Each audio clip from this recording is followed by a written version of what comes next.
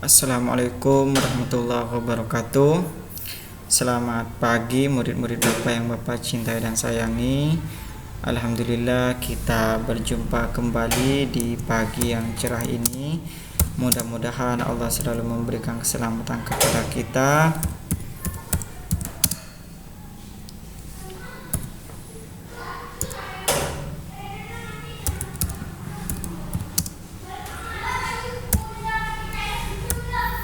Marilah kita berdoa kepada Allah. Mudah-mudahan Allah selalu memberikan keselamatan kepada kita, memberikan perlindungan kepada kita, memberikan kesehatan kepada kita. Selamat fi dunya wal akhirah. Semoga yang sakit, semoga Allah cepat angkat penyakitnya. Semoga yang sehat selalu diberikan kesehatan oleh Allah. Mudah-mudahan Allah juga mengampuni dosa kita. Mudah-mudahan Allah juga memberikan keselamatan kepada kita.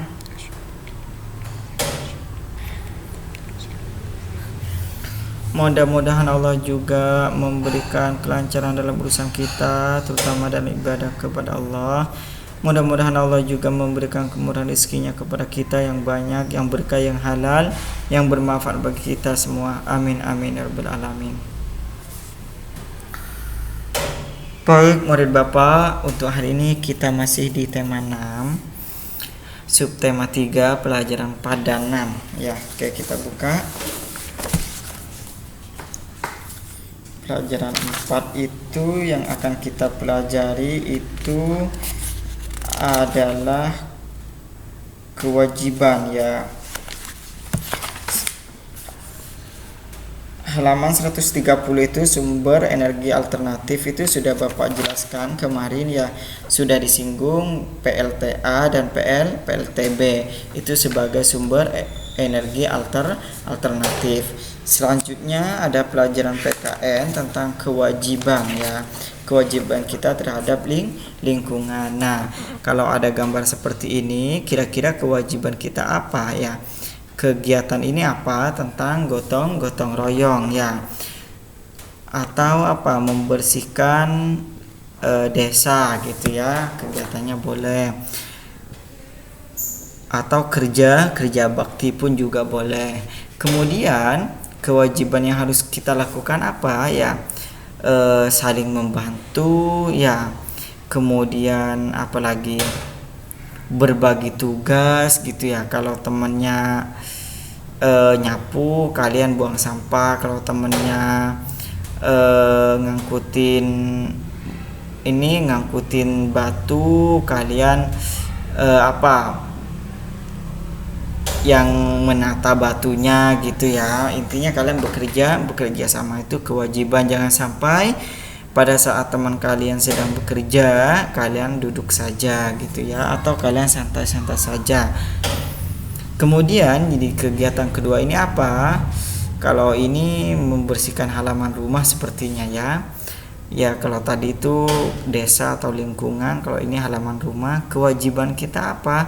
Ya, kewajiban kita membantu orang tua untuk meringankan kegiatan atau beban orang tua, ya. Kemudian kegiatan yang ke ini apa, ya? Ini penebangan hutan, penebangan liar namanya, ya. Kenapa? Karena di sini dari gambar saja ini terlihat ditebang semuanya, ya.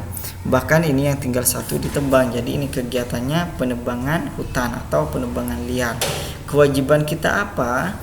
Kewajiban kita sebenarnya itu melestarikan hutan, ya.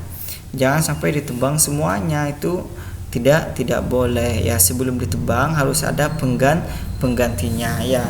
Jadi kewajiban kita itu harus melestarikan dan menjaga hutan gitu, ya. Kemudian cara melestarikannya gimana? Ya, jangan menebang hutan. Boleh kalian menebang hutan apabila kalian menanam dulu, ya. Sebelum ditebang tanam dulu, ya, sehingga kalau sudah sekitar 10 cm, 20 cm baru ditebang pohonnya. Oke, selanjutnya itu adalah energi alternatif berikutnya. Energi alternatif itu banyak, ya, yang sudah kalian pelajari. Ada pembangkit listrik tenaga surya dari matahari, pembangkit listrik tenaga air PLTA, pembangkit listrik tenaga bayu atau angin PLTB. Kemudian apalagi di sini ada briket. Nah, kemarin pengganti BBM. Nah, sekarang kita akan belajar energi alternatif berikutnya, yaitu briket sebagai pengganti BBM. Kita tidak usah beli minyak tanah gitu ya untuk menyalakan api. Bagaimana caranya? Itu cara pembuatannya itu gampang. Kalian siapkan arang saja. Sebenarnya arang itu sudah bisa kita sebut dengan briket ya. Kalau perhatikan, kalau tukang sate itu kayaknya sudah menggunakan arang gitu. Akan tetapi kalau briket ini dibentuk gitu ya. Contohnya apa? Caranya seperti ini. Yuk kita buka di buku LKS kalian ya. Briket itu yang kudu disiapkan itu ada bambu ya, sebagai pencetak ada serbuk gergaji. Serbuk gergaji itu dari ya, kemudian batok kelapa, kemudian dikeringkan ya. Habis dikeringkan dicampur dengan diasak dulu ya, disaring dulu. Setelah itu dicampur dengan kanji ya. Kanji itu tepung ya, tepung untuk melengketkan. Jadi kalau udah halus itu dicampur, kemudian diaduk ya. Setelah itu dicetak gitu ya, dicetak di dalam bambu. Kalau sudah jadi cetakannya maka bisa dipakai ya. Itu namanya briket ya. Nantinya dia akan menjadi arang juga gitu ya. Nah, kan awalnya arang ya, kayunya dibakar, habis itu jadi arangnya disaring gitu ya, menjadi serbuk sampai halus gitu, diayak gitu ya. Setelah itu dicampur dengan kanji. Setelah itu dicetak gitu, baru bisa digunakan. Sebenarnya arang pun bisa ya. Nah, kayak gini gambarnya jadinya ya, bisa digunakan buat api gitu ya. Oke, setelah itu sekarang kita masuk di energi alternatif berikutnya. Nah, sebelum itu kita coba jawab yuk pertanyaan 138, buku 138. Sebutkan fungsi briket apa tadi sebagai pengganti BBM. Sebutkan alat dan bahan yang dapat digunakan untuk membuat briket. Ada di sini. Ada di halaman 136, batok kelapa, kanji, potong bambu, korek api gitu ya. Kemudian jelaskan paling sedikit 2 kelebihan briket dari bahan bakar minyak. Mudah tahap penggilingan digunakan.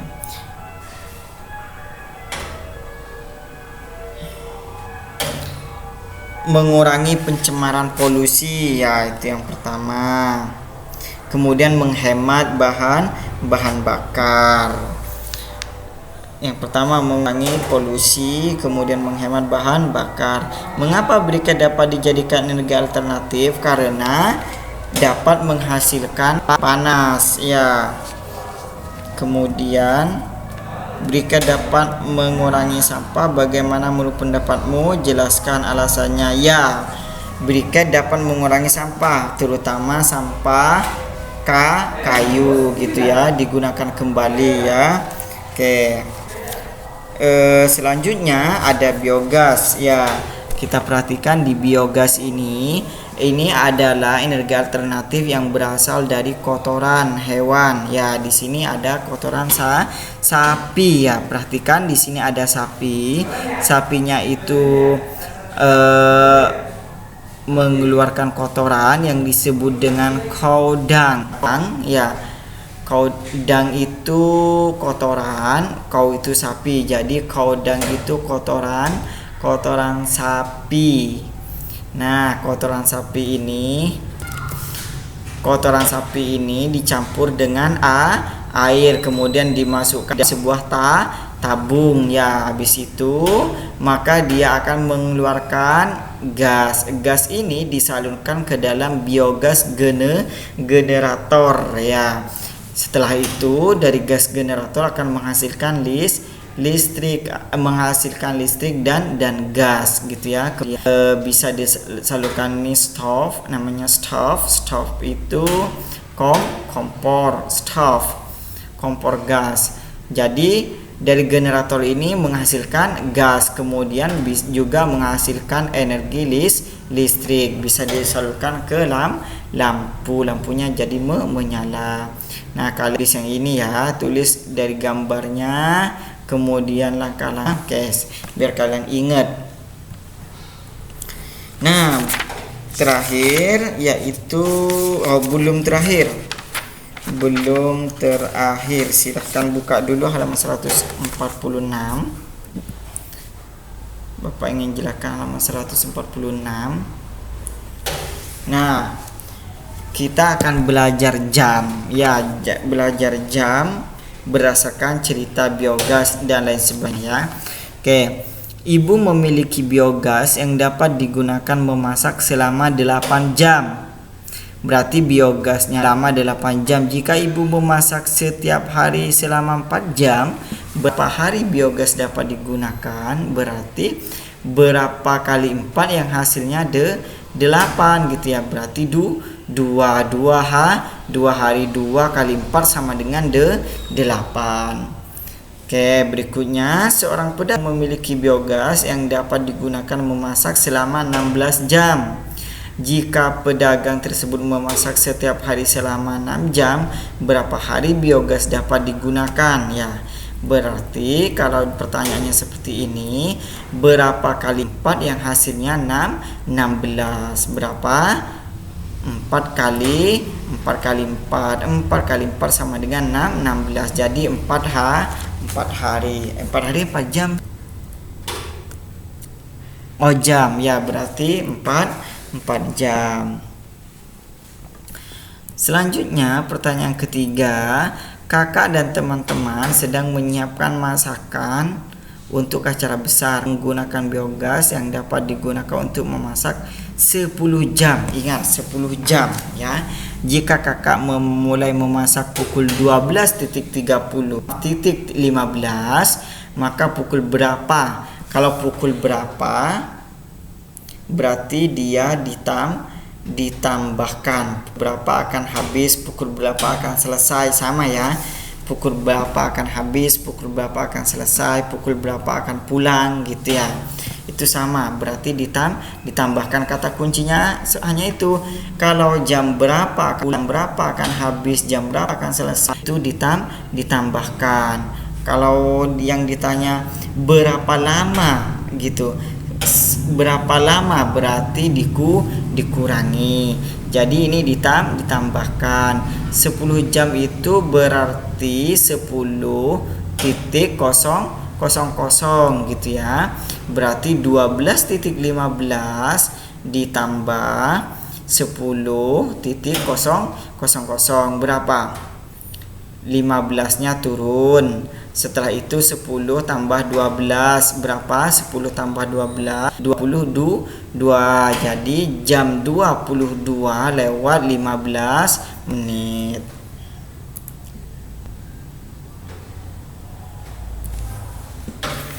Nah, terakhir pembelajaran terakhir, perhatikan ini kalimat saran. Kalimat saran sudah kalian pelajari dulu ya. Ada kata sebaiknya, ada kata seharusnya ya. Oke, ini yang ditanya, apa sarannya akan kamu sampaikan kepada anak tersebut? Apa? Sebaiknya menjaga lingkungan, sebaiknya menjaga kebersihan sungai, sebaiknya jangan membuang sampah sembarangan,